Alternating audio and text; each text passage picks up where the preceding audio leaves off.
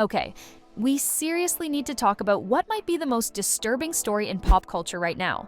Everyone remembers Britney Spears' infamous 2007 breakdown, the shaved head, the rehab, the disastrous VMAs performance. But what if that wasn't just a public meltdown? What if it was part of a carefully orchestrated setup? One involving not only her family, but also Diddy, Lou Taylor, and a whole web of people who may have used and manipulated her for years. Because once you start connecting the dots, it's hard not to see the bigger picture. Britney Spears didn't just break down, she was broken. And it may have all started the night before the 2007 MTV VMAs at one of Diddy's wild pre-parties in Vegas. Basically, all I want to do is crawl in a hole and stay there for the rest of my life. You tell me what I should do, tell me. Let's rewind. September 8th, 2007. Britney's supposed big comeback at the VMAs was less than 24 hours away, but instead of resting and rehearsing, she was spotted at Jet Nightclub in Las Vegas. And who was hosting the party? Diddy. Paparazzi photos show Britney smiling next to Diddy, but it's giving off. Sunglasses indoors, detached expression, clearly not okay. Hours later, she hit the VMA stage looking dazed and disoriented. Critics roasted her. The press said her career was over. But what no one asked was, why was she partying the night before one of the biggest performances of her life? Here's where it gets darker.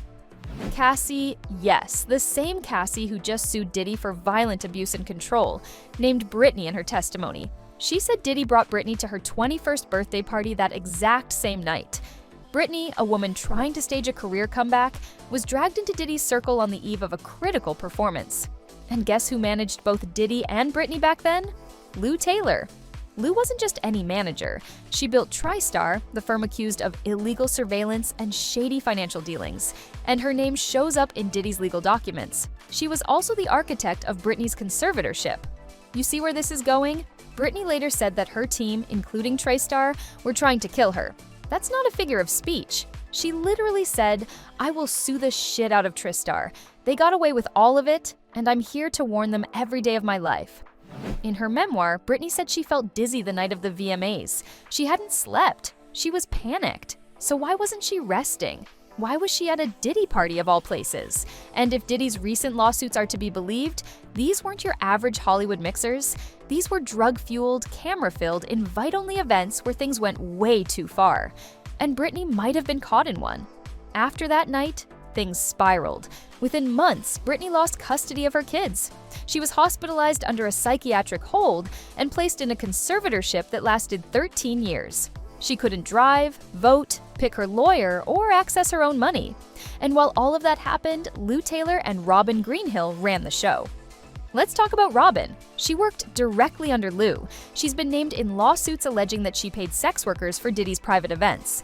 According to Britney, Robin also shared her medical and sexual history with men she went on dates with.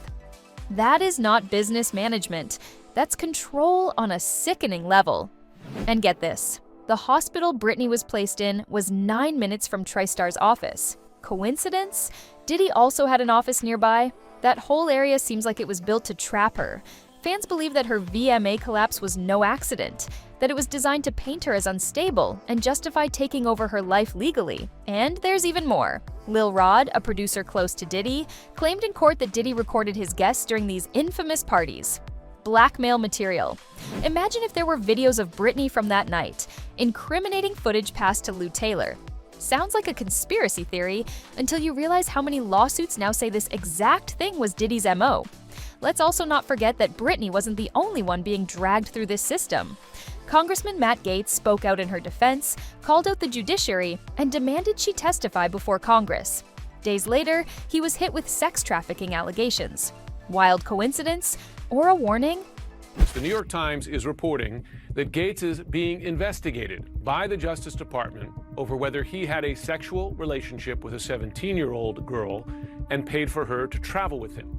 Gaetz told the news site Axios tonight that the allegations against him are false. Britney's story is filled with red flags. She recorded a song in 2006 called Rebellion, never released, but the lyrics hit different now.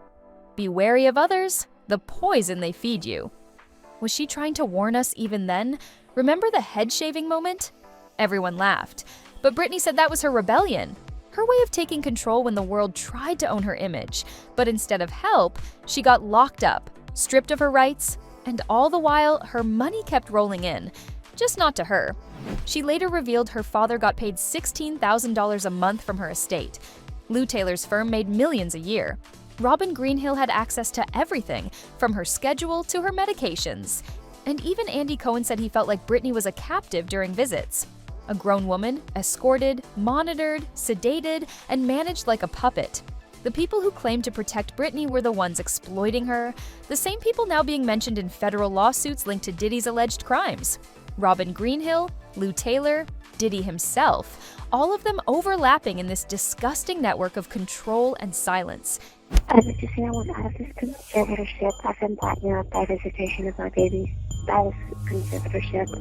I'm confined, restrained, and stripped of my civil rights. Even singer Jaguar Wright has been screaming about this. She believes Britney and other young stars were trafficked through this exact machine.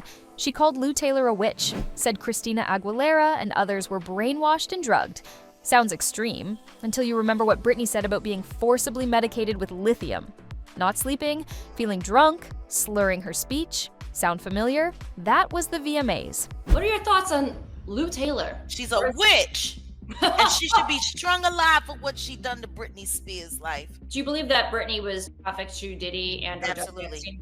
Absolutely. All of those girls, all of those Mickey Mouse girls, including Christina Aguilera. Now ask yourself, who stood to gain from keeping Britney under control?